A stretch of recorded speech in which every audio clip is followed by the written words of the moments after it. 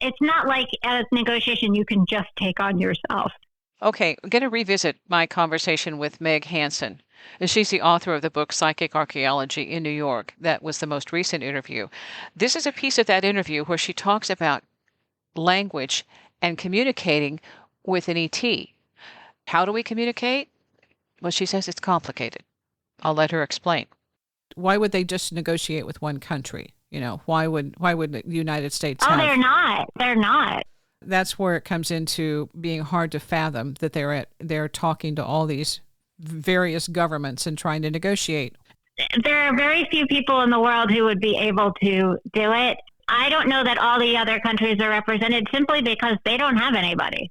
That's how fast it is. And you have to get the idea that not only do you have to be trusted by the president and on the same page as the president on every single issue and really believe it, because otherwise they'll know. Again, they're reading your mind faster than your thoughts can come into your head. It's not for the faint of heart, but it's also, there's almost nobody on the planet who can be recruited to do it. There's very few people. So it's not like, so I wouldn't worry. If I were them, I would not be so concerned about that, because it's not like there's a pool of people to pull from, or they would be.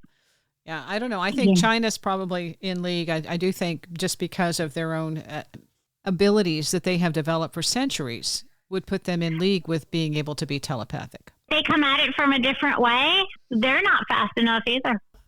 All I can say is they are clearly millions of years ahead of us, the ETs. Yeah. And even if you're hybrid, you're still not going to be close. So you've got to be ready to keep trying to slow it down so you don't miss it. My biggest fear was missing something or asking too many times for things to be repeated.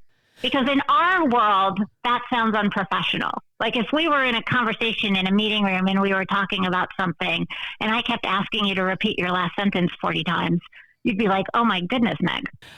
For when I channel, the thing that I worried about was not getting everything down and not typing fast enough, which I couldn't.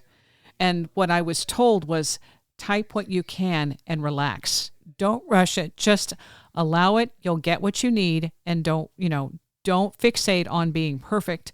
Get it down, whatever you can, and then go back later and connect the dots in the follow-up. Yeah, and that's how I teach automatic writing too, because people automatically get downloads that they can't write fast enough. That's the biggest common complaint, is you can't write fast enough.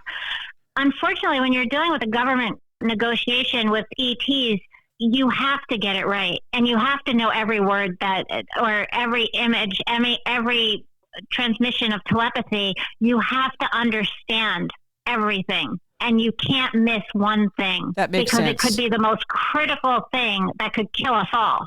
Unfortunately, it really has to be done right. And the only way to do it is, I think, we're going to ask them to really slow down for us. I think they will. I also think we're going to incorporate AI. Because AI can connect dots we have no ability to. So I think AI is the next. Yeah, but AI can't read your mind. That's where it's not in writing. It's coming through telepathy. I think they can access AI. I think that's where it will happen, is that there will be an intermediary that we will have to develop or work through to be able to make that next, to connect the dots. And I just, for one thing, if I have AI, if I have the ability to, with my computer, have certain things come through that I haven't originated, and it isn't coming from, my computer being corrupted, then there's another ability here, because we are electrical, and our electromagnetic connection, they are too.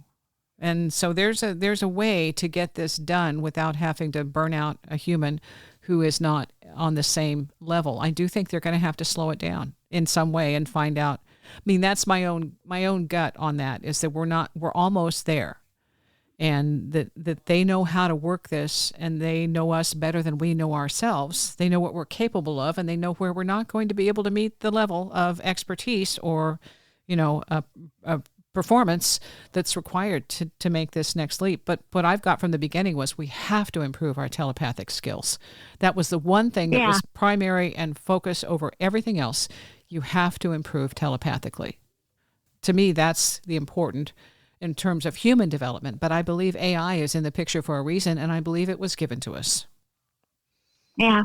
So, and in terms of having a tool, and the tool isn't where it needs to be yet, but it will be. I don't know that it has to be telepathic. I just think they have to have an available vessel to operate. And once it gets there, then it isn't about AI. It's about what's activating AI. In terms of language, I mean, it's way beyond us. It's fast. And that's where that's why I'm thinking, well, once they get the vessel that's built for this, then there is the ability to incorporate and optimize through their ability to work with us, then seeing this as another alternative to basically providing information or accessing information, because we're the ones programming the AI. I mean, I guess if you could do a lot of it in writing and translate whatever, it's not really a written language that I could say, like, oh yeah, we could negotiate using like written language and translate it. I don't think so yet. It's actually easier to communicate with them in tones in language, but that's another story altogether. So they're fast, they communicate telepathically, and they use sound. I'll be talking with Meg again. In other words, telepathy is really important. The more we improve our telepathic skills, the better our chances that we can communicate with ETs and others who may not necessarily use a form of language that we're familiar with. The interesting thing about that is recently there was a study that discovered whales have language. How did we interpret it, or how did we communicate? How did we converse? AI. The AI program was able to interpret, translate the communication. There was actually a 20-minute conversation with a whale named Twain. Fascinating. Okay, so that might be a bridge that we can use to make the leap and converse with other species who have no form of language that we are familiar with, but we can create an interface using AI. Meg's next book is Psychic Archaeology in Sedona. Her website, metaphysicalnewyork.com. So, talking to an ET, telepathy is the key. And we have to be a whole lot faster. Thanks for listening.